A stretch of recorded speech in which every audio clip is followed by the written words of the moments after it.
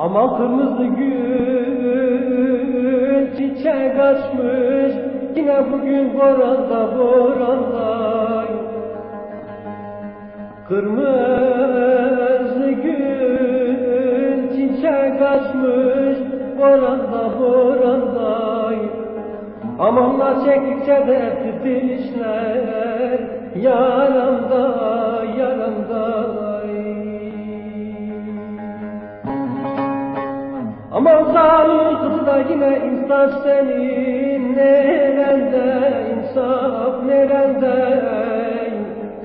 Ama dargın mıydın, küskün müydün, yine kime kinetinde giydin Allah'ını, Allah'ını, aman Allah'ını.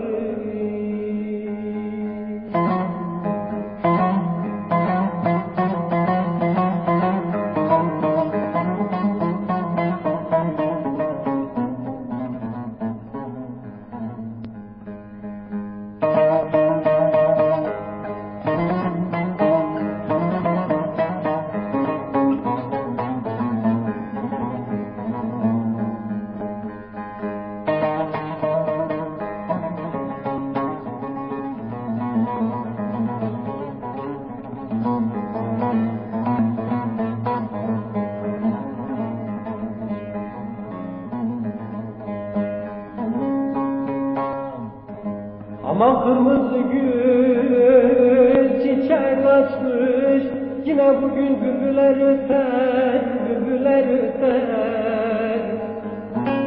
Kırmızı gül çiçek açmış, bülbüler öter, bülbüler öter.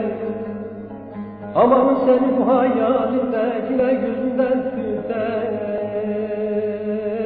Aman aman gözümden tüter. Aman beklerim yine beklerim yollarını da, bekletme yeter, bekletme yeter. Aman dargın mıydın, küskün müydün, yine kime kin ettin de giydin Allah'ını, Allah'ını.